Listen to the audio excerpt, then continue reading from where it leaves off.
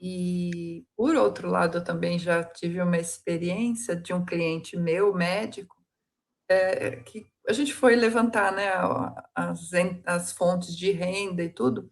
E quando a gente chegou no contador, ele falou: "Cris, nunca vi o contador". Eu falei: "Como assim você nunca viu o contador?". "Não, é um dos sócios", porque era um grupo de médicos. "Ah, é o outro sócio que fala com o contador". Daí a gente pegou o telefone do contador, a gente ligou para saber como é que estavam as coisas. E o contador: "Eu só passo tudo por e-mail, eu também não falo com eles". Então, foi muito interessante, porque a gente viu que eles, profissionais da saúde como um todo, precisam de uma ajuda, uma assessoria, mas precisa ter essa interação, precisa saber o que serviço que ele contratou, né, quando ele contrata um escritório de contabilidade. E daí eu queria que você trouxesse aqui quais são as principais atividades da contabilidade.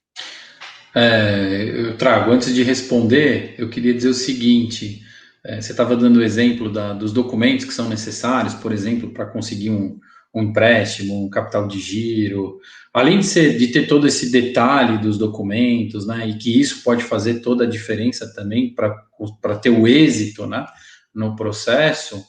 Vamos combinar que a maior parte do pessoal da saúde é um pouco avesso a essas questões fiscais, né? Não gosta Sim, de imposto, não gosta de detalhe de formulário, de informações, né? Isso acaba pesando, porque aí você perde muito mais tempo do que deveria também, né? Se não tiver o contador ali fazendo esse papel com você, atuando com essas informações para você. Eu respondo sim. As principais, numa contabilidade tradicional, as principais responsabilidades do contador, a gente costuma brincar que você acaba contratando o contador para trabalhar para a sua empresa, entregando muito mais para o fisco do que para você mesmo, que é dono da empresa. E é verdade, porque há uma atenção muito grande nas obrigações acessórias de uma empresa. Quando a gente fala obrigações acessórias, nós estamos falando das declarações. Como a declaração de imposto de renda é uma da pessoa física, é uma obrigação acessória da pessoa física. Nós temos as obrigações acessórias da pessoa jurídica, que giram em torno de incríveis 60 a 80 declarações por ano, porque a gente tem sério? declarações que são mensais. E essas declarações estão sujeitas a multa de atraso. E E a essa multa multa, é pesada normalmente, né, aí proporcionalmente, ao muitas valor vezes, da. muitas vezes são superiores. A gente brinca que são multas confiscatórias, quer dizer, elas são maiores, a multa de atraso da declaração é maior do que o imposto que aparece dentro da própria declaração. Isso acontece muito. E essas multas são cobradas das próprias empresas, não são cobradas direto do contador. Então a gente tem que ter uma atenção muito grande no momento em que contratar o contador, justamente nesse escopo do contrato de prestação de serviços contábeis, que é a pergunta que você está me fazendo.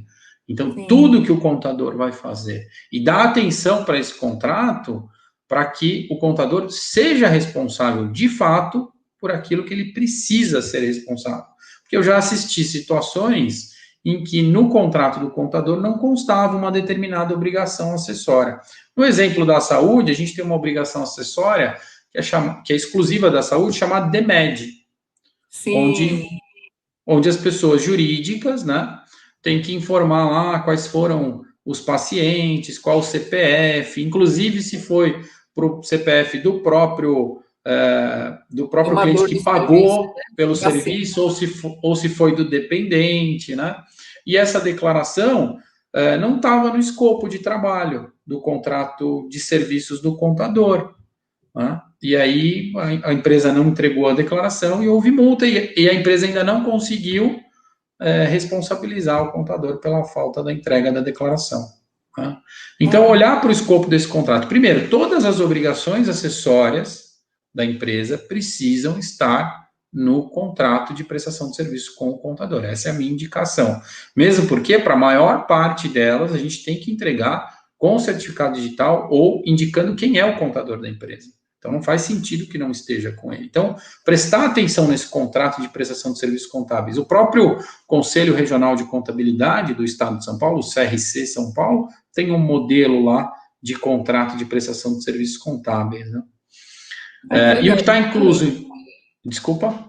É bom saber, né? Porque às vezes a gente não sabe, né? Se está contratando, se está certo ou não. Então é interessante ter essa informação que existe no Exatamente. modelo. Perfeito. Também saber se o contador, se o escritório de contabilidade tem um seguro de responsabilidade profissional para contadores, né?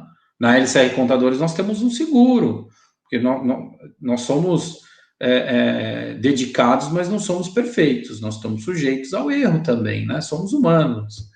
Então a gente tem o seguro para que, se houver algum tipo de erro, esse seguro é justamente para reembolsar o cliente daquele prejuízo. Então, saber se o contador também tem um seguro. Mas voltando, quando a gente contrata um serviço de contabilidade, ele vai cuidar da parte de departamento pessoal, que seria fazer todo o processo burocrático da admissão de funcionários, a folha de pagamento, cálculo de rescisão, férias, né, todo esse controle, tudo isso já via e-social, com carteira digital, né, que já é uma inovação. Ele vai fazer também toda a apuração fiscal da empresa, então, desde a orientação de como emitir nota, qual código de serviços na nota fiscal, se vai haver retenção ou não, quais as informações que são obrigatórias na nota fiscal, como a carga tributária aproximada, na lei da transparência, vai apurar esses tributos, gerar as guias, entregar as declarações para o governo e repassar essas guias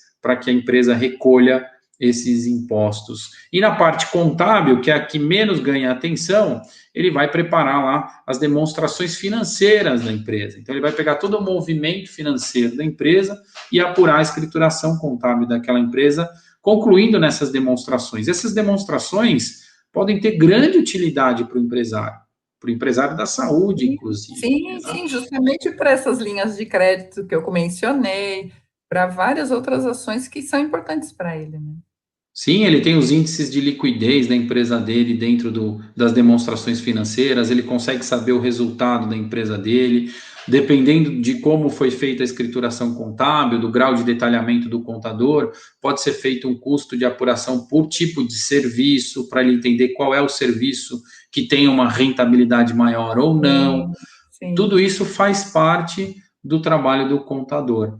A questão da escrituração contábil é a que menos chama atenção, mas é a que mais deveria, porque todo o restante gira em torno de levar para o governo, né? E as demonstrações financeiras reúnem todas as informações da empresa, né? O balanço da empresa vai mostrar lá qual é o patrimônio líquido da empresa, né? O que ela tem, qual é o valor da empresa, o valor contábil, né? Entre todos os bens e direitos que ela tem, tirando as obrigações, qual é o valor que ela possui naquele momento.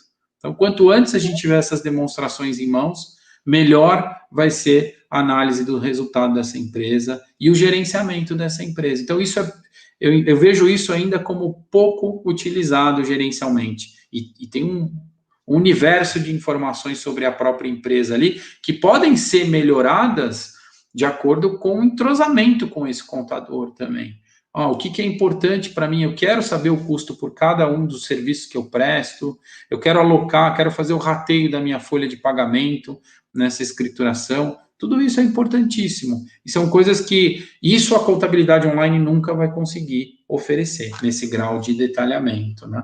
Mas uma dica boa para que você, com o seu contador, procure esse tipo de informação também.